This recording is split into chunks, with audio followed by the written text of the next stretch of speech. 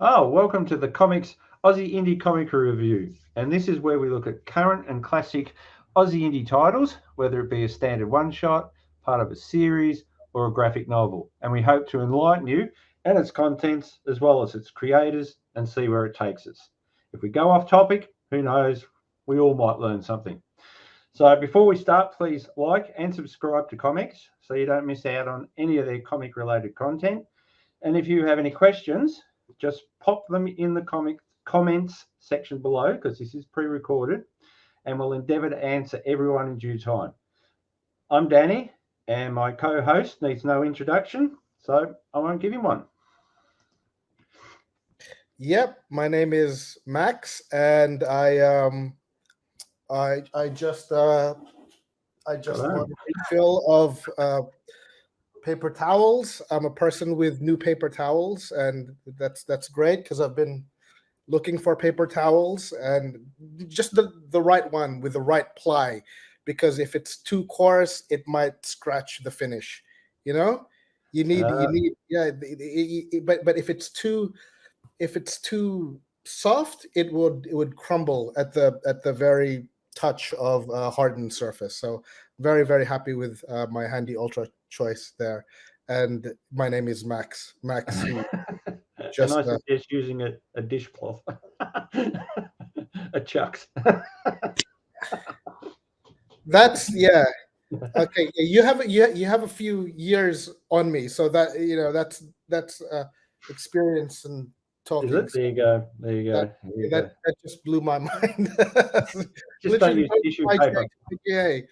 Yes. So, Danny, how's it going since our last review? Have you has the collection of pop culture items behind you increased in some form? Well, I can't get any more maps because my walls are full. I'm a mapophile. I don't know what they call the person who likes maps, topographical idiot. Protophile? Yeah. Yeah, And yeah, yeah, yeah. But cartographile? if you could see, is it up there? That's my collection of yellow submarines, and that's my collection in the next one of dead rock stars. So the only way you can get in there is to be a dead rock star and have a figure made of yourself, preferably not Funko Pop because they annoy me. So there you Oh, go. that just took me to a very dark place. It does, doesn't it? Yeah. Of Well, that course, kind of yeah. gives you an idea of what kind of stuff I write. Uh, Yeah, but especially when you consider how a lot of them died young. That's certainly something that keeps me up is genius and poetry and troubadourism somehow connected to this fleeting mortality, or yeah, the fact that you're dancing around death. Does that inform your poetry? If your mind is at that cliff, yeah, those are some, yeah, very dark philosophical existential questions. I would say, and now I know why you like Cormac McCarthy so much. Um, You haven't so read Blood Meridian. Yeah, I think that's a culmination of everything he's capable of. So I have to hammer that home. Get okay, get that's the only one I haven't read yet. So good on you. Yeah. Did you watch the Cormac McCarthy play that was made into a television movie? It's called The Sunset Limited. Nope. Have you heard of it? It's No. I think Samuel L. Jackson and Tommy Lee Jones. It's one setting film. It all takes place in an apartment where they where they just talk about life, because Samuel L. Jackson's character, previous to the events of the play, pulls Tommy Lee Jones's character out from a subway, underneath a subway, saving his life, brings him to his apartment, and there they have this extended, protracted conversation in this New York tenement about life, about everything from meaning to nihilism. It's Uh, basically they just read one of his books straight out because most of his books are just dialogue, lots yeah, and lots of dialogue. Well, you know his last one. I just finished Stella Marias. I think Maris, yeah, Maris. Sorry, Stella. That yeah. is just dialogue. It's actually interviews of one of the characters from Passengers, and Mhm. her psychologist. So Wow. it's weird. Yeah, it's good. Yeah. Anyway, I think we're we have drifted even before we've started. So what are we going to review this week? We are going to review a man we know, to Yeah, whom we are close, both yeah. creatively and in some cases in terms of proximity, either physically or digitally. And he is a person who wears purple, who has a Red hair. predilection for for purple suits, and that would be SYDRiS Perceptions. So let's bring it out. Dun, dun, dun, dun, dun. With the classic 1950s and 1960s underground comic stylings at the start there. Love that. Yeah. Oh, Three right. story. Yeah. Can you identify those those visual iterations for me, for someone who isn't quite acquainted that deeply with with those Easter It eggs, so to used to be speak? a comic selling point in the old EC comics. I think even Mad may have done it when they were a comic before they turned a magazine to beat the comic code, the self-imposed comic code restrictions. And they just had each story. They'd have three stories, and they'd have a little round circle saying who the character was. You know, the lead Oh, character right, in each story. It was a big thing with the I think the horror titles. Yeah, you know, right. yeah. Are there any favorites of yours that come to mind that What? that deploy this three issue, Well, from not three issue, three story. three stories in one issue? Yeah. Sometimes it wasn't three stories. It was just that they highlighted three characters. But yeah, mine were mainly undergrounds from the '60s. The Furry Freak Brothers used to happen with Zap as well. People like Rick McCosco, I can't even say his name, but Robert Crumb and Rick Griffin and people like that. Right. They Well. they would do all stuff like that. But yeah, but I think it's clever because I haven't seen it done here. Anyway, um, All but right. Well, getting to the yeah, comic, sorry, yeah. uh, I like this comic because I like what it represents. It is an all-inclusive comic. It is a great theme for a community. Now, we must say that it is a comics comic, so this is a comic show, but we're independent of that. But the fact that comics is a community, and this comic draws the community in, because I've told Sizzle this myself. It's like the Linux of comics. It's open source. Everyone is contributing to the canon of what it's going to be. So the first Yeah, story. this first. Yeah, this is in terms of the canon. This is the first emergence of this character in narrative form. Is that correct? Yeah, that's what I love about the first story. Peter Wilson, he who of Foe's fame, has done a brilliant job writing it as an origin.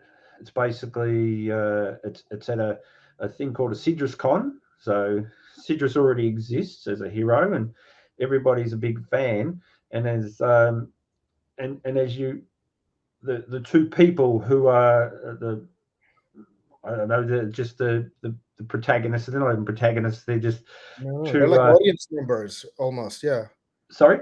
they're like audience Yeah, members. yeah, the audiences, and they come in, and what were their names? I actually got their names. Was it Lindsay and Wyatt, and they're talking to different people, and they're talking to this guy called was it Willie King or Willie Steele, William Steele, and as they walk around the tables, they find that everybody's got a different idea who SYDRiS is as a comic book character, not just as a hero, as a character, and and it really introduces that whole community feel by having in that first story. Peter has got what's it, about 10 frames with 10 different comics artists doing it. Who we got there? We got Laura Marshall, we've got Lee Chalker, Dave Dye, and Zach George, Nick Cleary, and Duncan Pranavicius. Well, people are all quite well known in this small indie universe. So we're talking about these pages, yeah, right? yeah, there you go. That's it. And so it starts the inclusive part immediately. And yeah, well, I'll tell you now. I neglected to notice that I actually know some of these people. yeah, exactly. I was so caught up in the fiction of it all, and the the contours of the story. It didn't occur to me that there was this sort of inside baseball, speak within it. Yeah, interesting. So with that happening, and that first story culminates in the fact that everyone accepts that SYDRiS is everybody's. So and I like that, especially when you find out that Shane, and I'm assuming it's his partner Kerry, their last names Siddle and Harris. So you've got SYDRiS, and it was made up from there when they decided to open a comic store. Look at the idea of opening a comic store. Whatever it was, almost a decade ago or something like that, and SYDRiS was their mascot, and so it's their creation. So and in the context of the comics community, he has, they're bringing all these people together. So has the character as an idea and as a theme. I think it's great, because the fact that it's all coming together as an inclusive story. Not really, as a concept, an inclusive concept. So who knows? You might have a SYDRiS story in the future. Yeah, well, that's what that's what drew me in. This whole, I believe the term is phenomenology, which is like the study of perspectives, which Okay. is the science of points of view. And I think that's what we have here, where it's like everybody has their own piece, their own rendering of this central character, and then it goes everywhere and it evolves in its own permutations. I saw a documentary recently called "Searching for Sugar Man." Have you heard of it?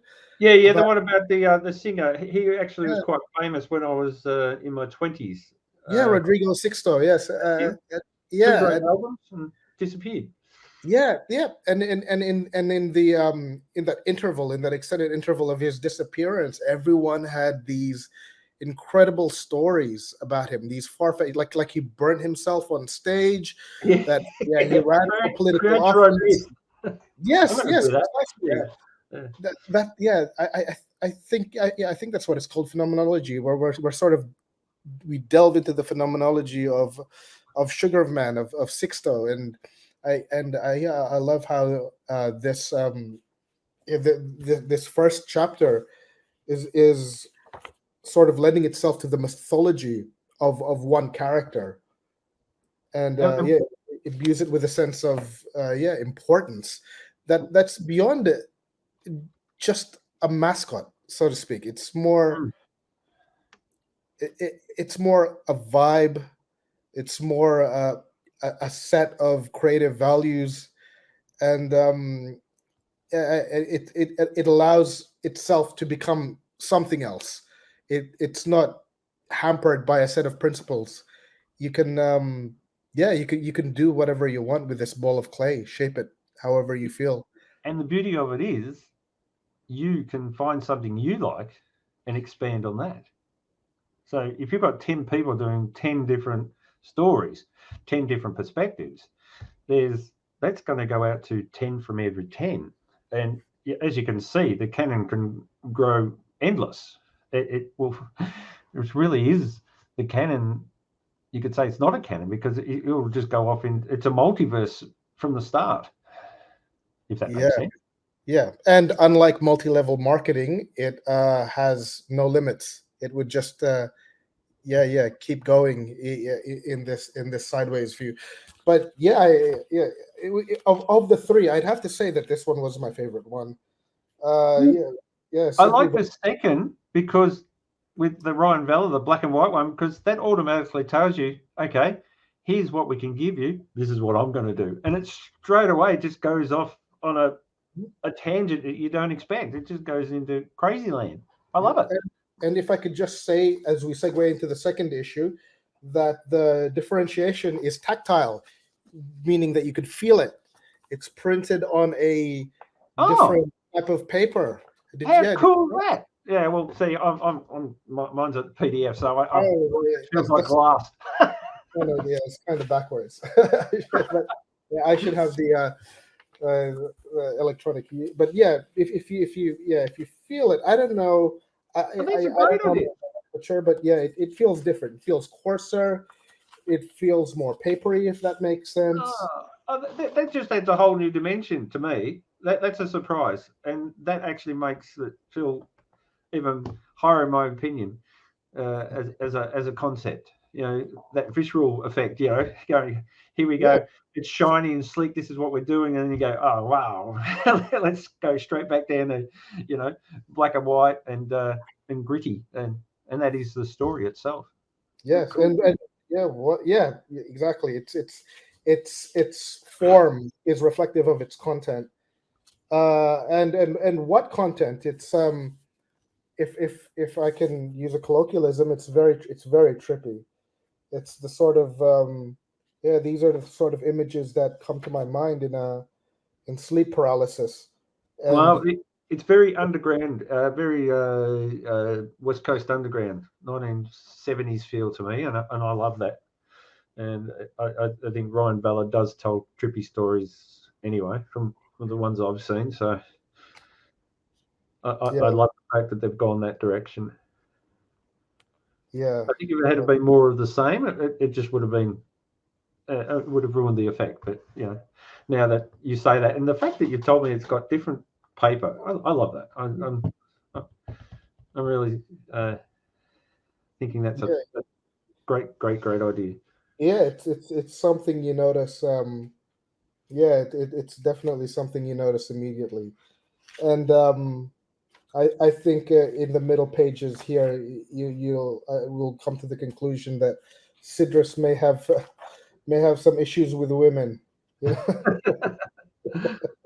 That's only one person's idea there. Who knows? Yeah.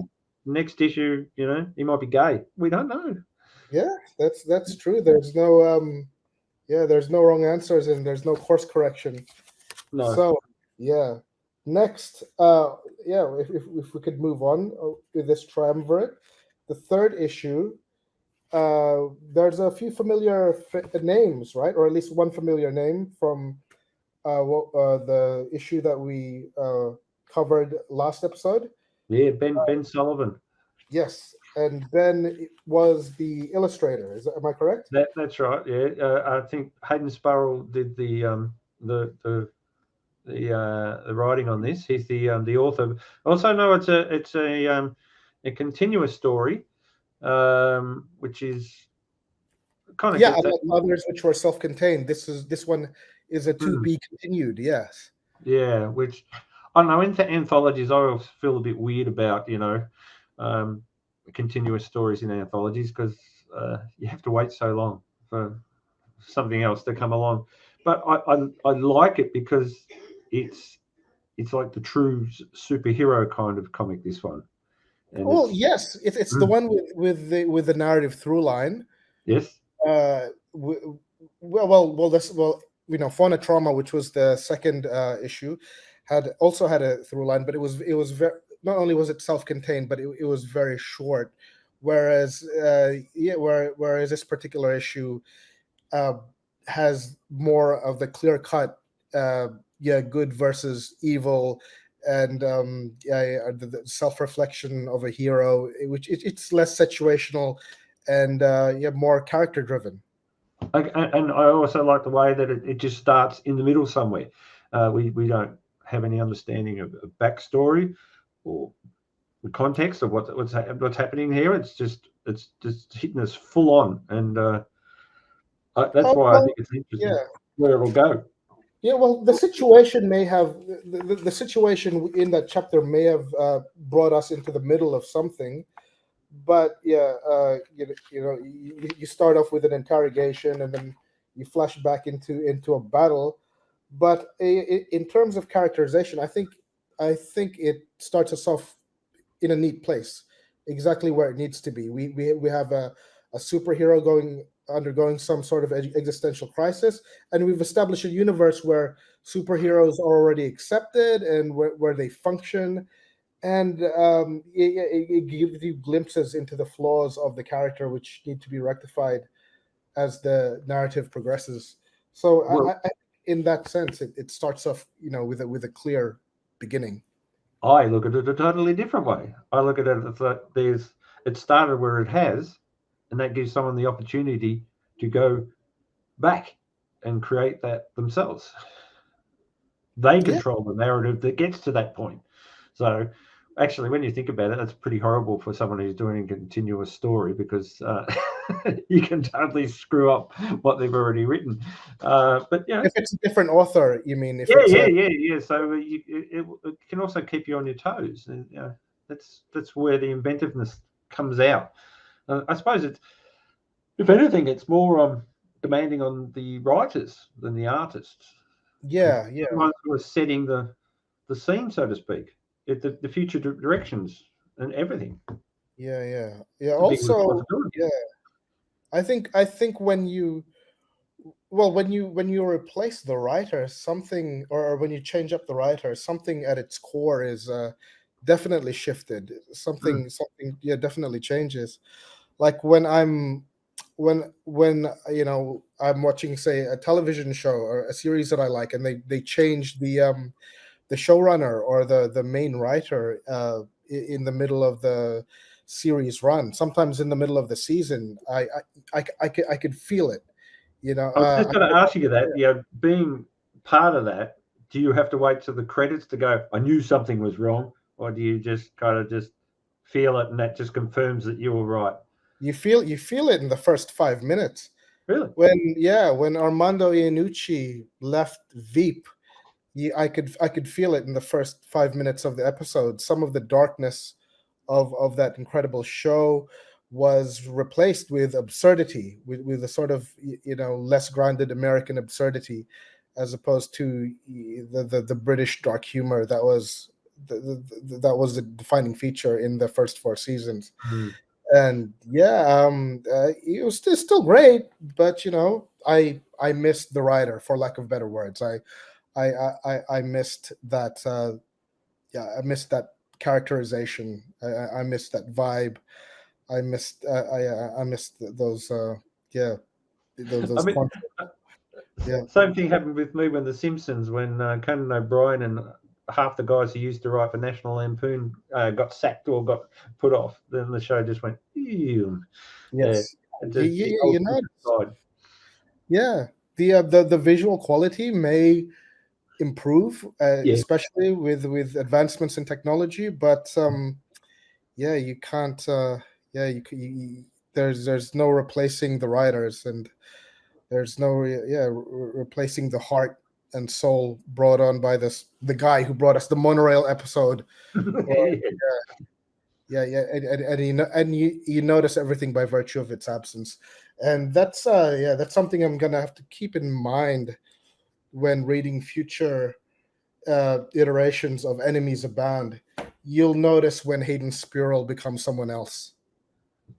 You know? Yeah, yeah, Well, yeah, yeah. I mean, the artistry you could tell immediately.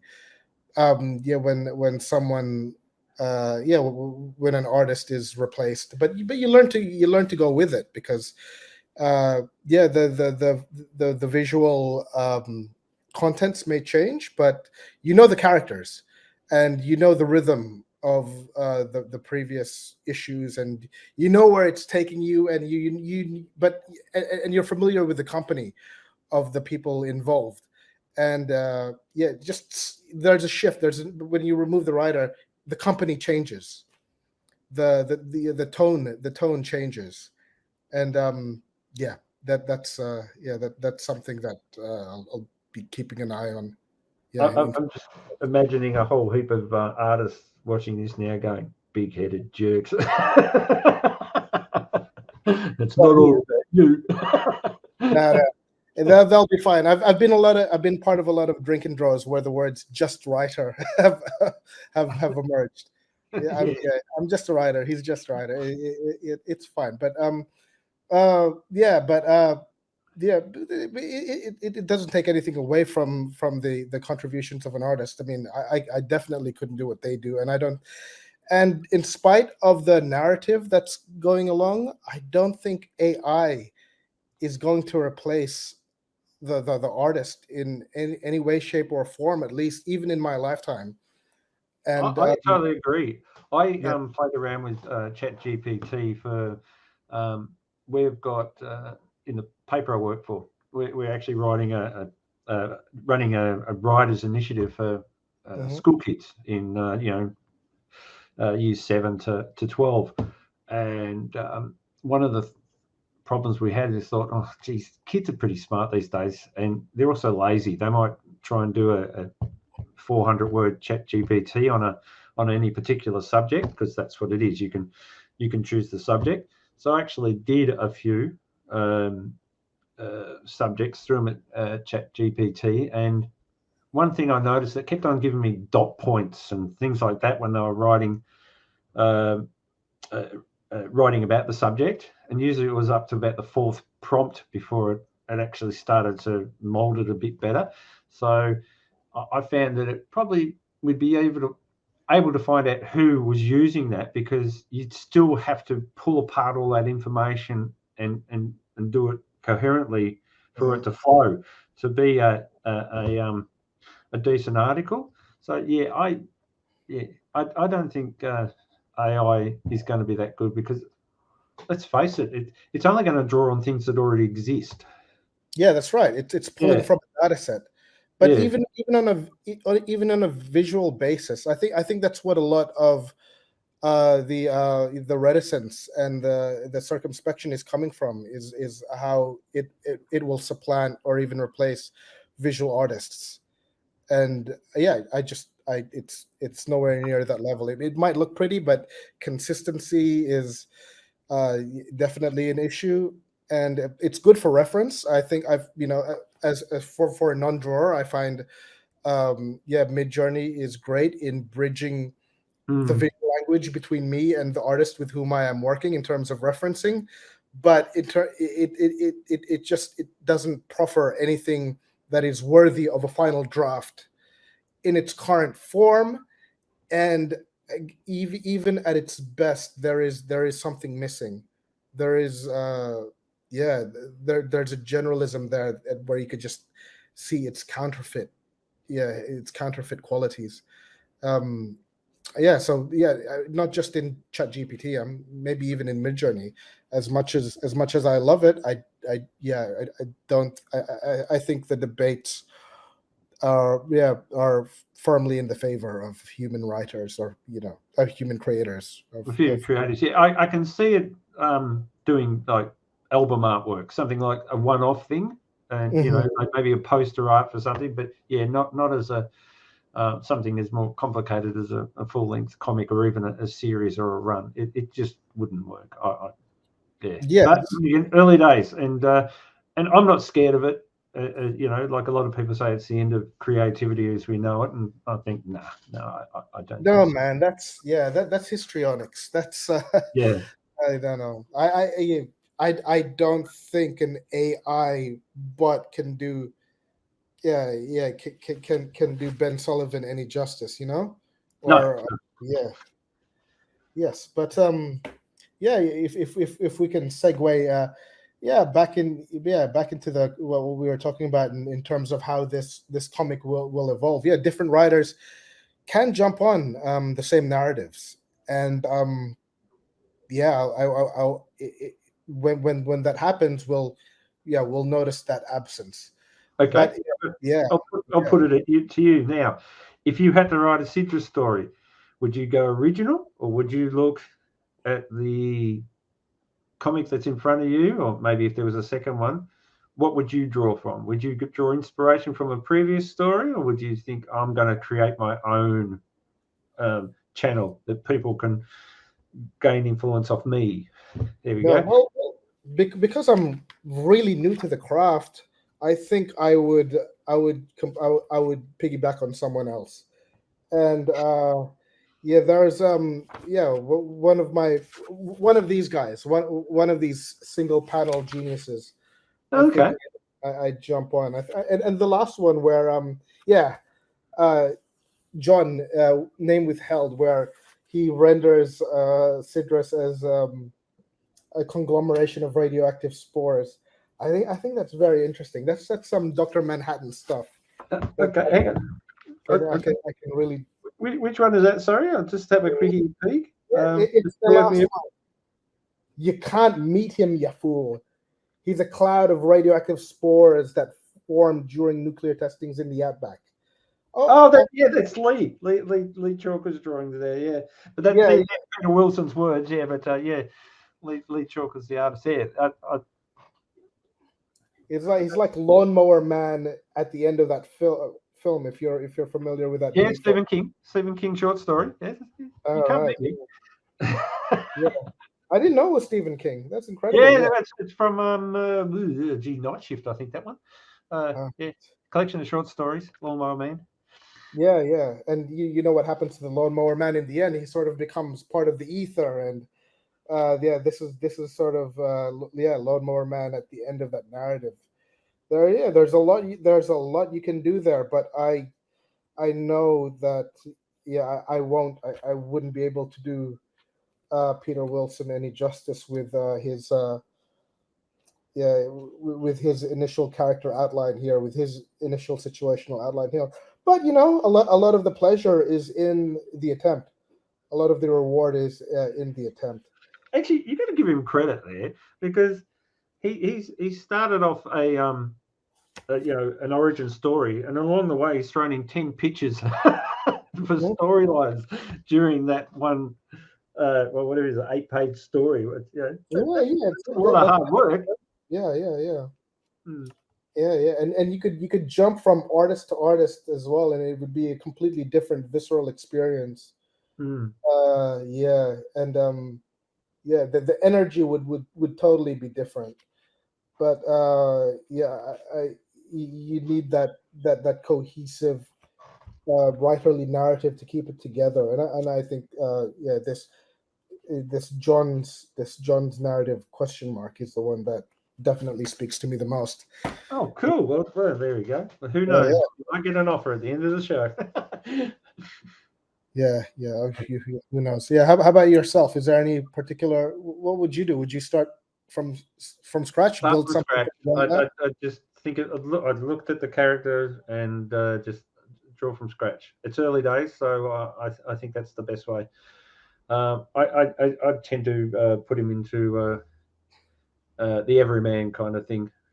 Every Superman, is a Clark Kent sometime. He's got to, still take off his undies to get into the shower. So Yeah. I like those things. That's the Alan Moore approach. Every superhero has a weakness and basically is still human in some way. So I like those kind of stories.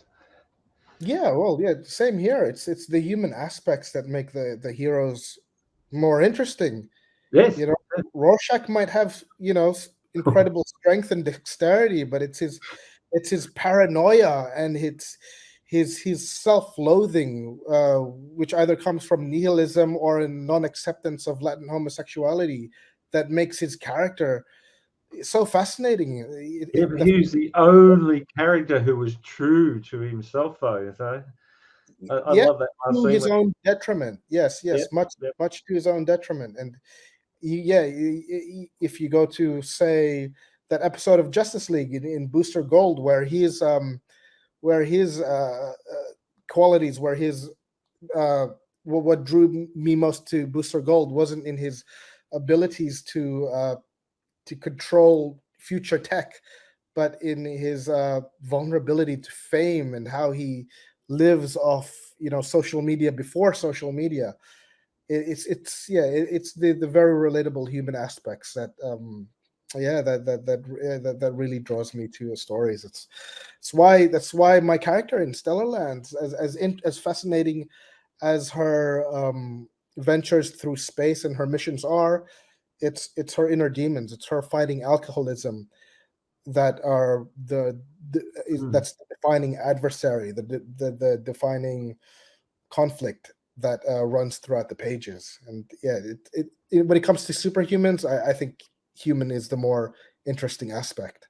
True. Well, on that note, we are going to have to say goodbye. We've run out of time. There was one thing I'd like to say. You may have seen the new banner of the picture of Max and myself, done by Duncan Panavicius.